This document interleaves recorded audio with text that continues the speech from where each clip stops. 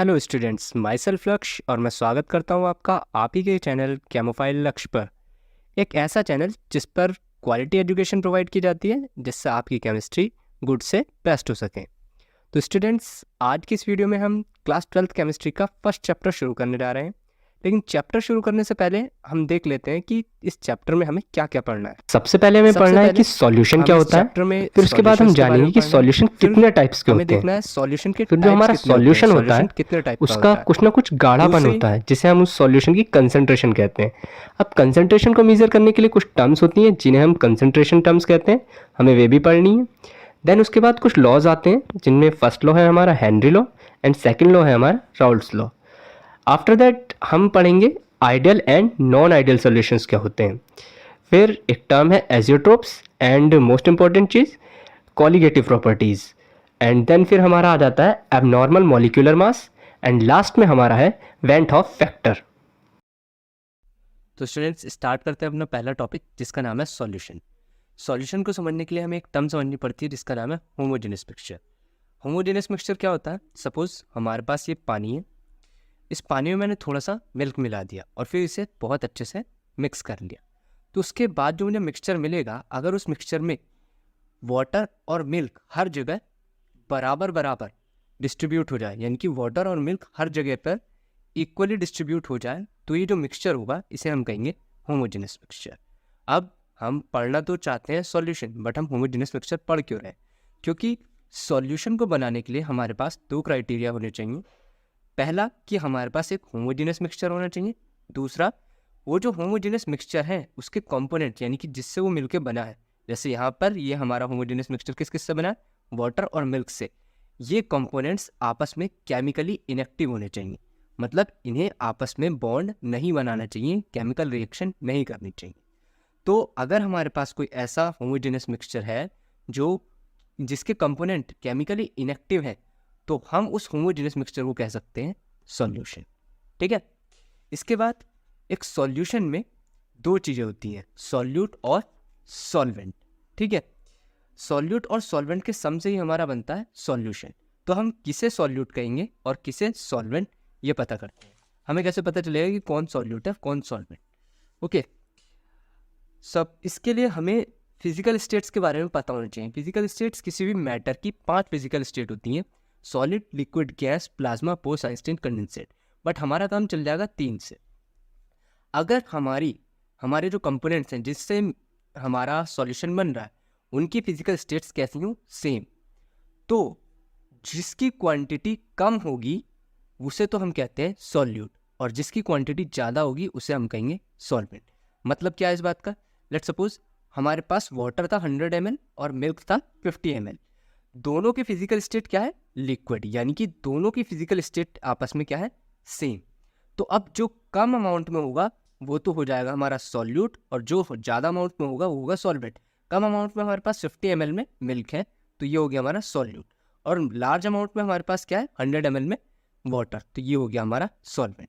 तो physical states जब same होती हैं तो जिसकी क्वांटिटी कम होती है वो सॉल्यूट हो जाता है, और जिसकी क्वांटिटी ज़्यादा होती है वो सॉल्वेंट हो जाता है। इसके बाद अगर हमारी फिजिकल स्टेट्स डिफरेंट होंगी तब क्या करेंगे? तब हम सॉल्वेंट या सॉल्यूट का पता कैसे लगाएंगे? तब सिंपल सा फंडा ये है, सिंपल तरीका ये है कि हमें अपना सॉल्यूशन देखना पड़ेगा। अगर सॉल्यूशन हमारा मिक्स करके जिस टाइप का बन रहा होगा उस टाइप का हमारा सॉल्वेंट होता है। मतलब जैसे कि हमारे पास NaCl है जो कि सॉलिड होता है, यानी कि हमारा नमक जो है वो सॉलिड फॉर्म में, और इसे हमने किस में मिक्स कर दिया? वाटर में। वाटर कैसा हो गया? लिक्विड। तो इनकी फिजिकल स्टेट्स आपस में क्या हो गई? डिफरेंट। तो अब हम ऐसे कैसे बताएं कि कौन सॉल्यूट है कौन सॉल्वेंट?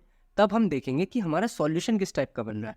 अगर हमारा सॉल्यूशन कुछ लिक्विड टाइप का बन रहा है तो इसका मतलब ये है उसमें सॉल्वेंट भी कैसा होगा? लिक्विड। यानी कि अगर हमारा सॉल्यूशन लिक्विड है तो उसका सॉल्वेंट कैसा होगा? लिक्विड।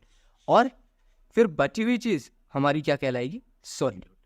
इसी तरीके से अगर हमारा सॉल्यूशन सपोज करो सॉलिड होता तो सॉल्वेंट क्या हो जाता? सॉलिड, और सॉल्यूट क्या हो जाता हमारा? लिक्विड। लेकिन ये तब वर्क करता है जब हमारी फिजिकल स्टेट्स आपस में कैसी होती? डिफरेंट होंगी। तो हम डिपेंड करेंगे डायरेक्टली सॉल्यूशन पर कि सॉल्यूशन जिस टाइप का होगा उस टाइप का हमारा सॉल्वेंट हो जाएगा। बाकी फिजिकल स्टेट अगर सेम होंगी तो जिसकी क्वांटिटी कम है वो सॉल्यूट, और जिसकी क्वांटिटी ज़्यादा है वो सॉल्वेंट। ठीक है, इसके बाद इम्पॉर्टेंट बात यह है कि एक सॉल्यूशन में हमेशा सॉल्वेंट सिर्फ एक हो सकता है, लेकिन सॉल्यूट एक भी हो सकता है, एक से ज़्यादा भी हो सकते हैं। जैसे क्या मतलब है, सपोज मेरे पास एक बीकर में पानी है, पानी में मैंने मिला दिया अपना मिल्क, तो और मिल्क मिलाया थोड़ा सा कम, मान लो 100 ml पानी था, तो मैंने इसमें 20 ml मिल्क मिला दिया। दोनों की फिजिकल स्टेट सेम है, यानी कि दोनों ही लिक्विड है। तो मिल्क मैंने 20 ml मिलाया था और वाटर था मेरा 100 ml मान लो, तो कौन सॉल्यूट हो जाएगा? मिल्क मेरा सॉल्यूट हो जाएगा और सॉल्वेंट मेरा क्या हो जाएगा? वाटर। तो इस समय इसमें एक सॉल्यूट है यानी कि मिल्क, और एक क्या है? सॉल्वेंट।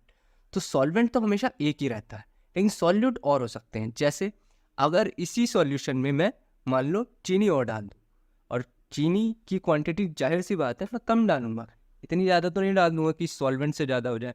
तो इस समय उसमें सॉल्यूट कितने हो जाएंगे? 2। एक चीनी हो गई, एक मिल्क हो गई, और हमारा सॉल्वेंट अभी भी वाटर है। जब हमारे पास एक सॉल्यूट होता है, एक सॉल्वेंट होता है, यानी कि 2 कंपोनेंट्स हो गए, तो उस सॉल्यूशन को तो हम कहते हैं बाइनरी सॉल्यूशन। अगर हमारे पास सॉल्यूट 2 है, सॉल्वेंट 1 है, यानी कि 3 कंपोनेंट हो गए, तो हम उस सॉल्यूशन को कहेंगे टर्शियरी सॉल्यूशन या टर्नरी सॉल्यूशन भी कहते हैं।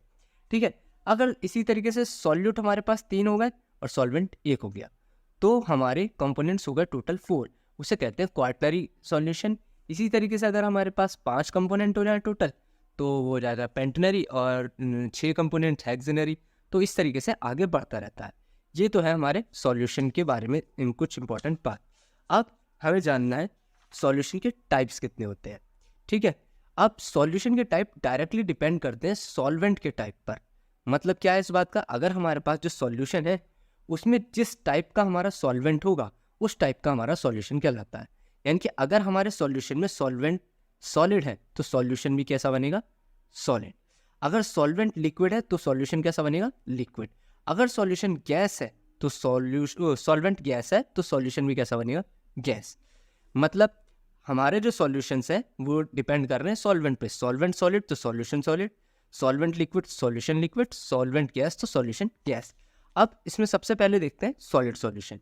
इसके भी 3 पार्ट होते हैं। अब हमारा सॉल्वेंट तो फिक्स हो गया कि कैसा रहेगा? सॉलिड, लेकिन सॉल्यूट बदल सकते हैं, उनकी भी तो फिजिकल स्टेट चेंज हो सकती है। अगर हमारा सॉल्यूट सॉलिड है और सॉल्वेंट भी सॉलिड है तो उसे कहते हैं सॉलिड इन सॉलिड सॉल्ट। ठीक है, जैसे हमारी क्या होती है? एलॉयज, यानी कि जो हमारी एलॉयज होती है वो किसके अंदर आती है? सॉलिड इन सॉलिड सॉल्ट में। क्यों? क्योंकि जैसे एलॉयज हमारी ब्रैस है, ब्रैस में 2 चीज़ों से बनी है, कॉपर एंड निकल। कॉपर और निकल से बनी है, दोनों ही कैसी होती है? सॉलिड। यानी कि इनमें से एक कम क्वांटिटी में होगा, एक ज़्यादा क्वांटिटी में होगा, तो एक सॉल्यूट होगा एक सॉल्वेंट होगा, लेकिन दोनों ही कैसे? सॉलिड। तो एलॉयज किसका एग्जाम्पल हो गई? हमारी सॉलिड एंड सॉलिड सॉल्ट का।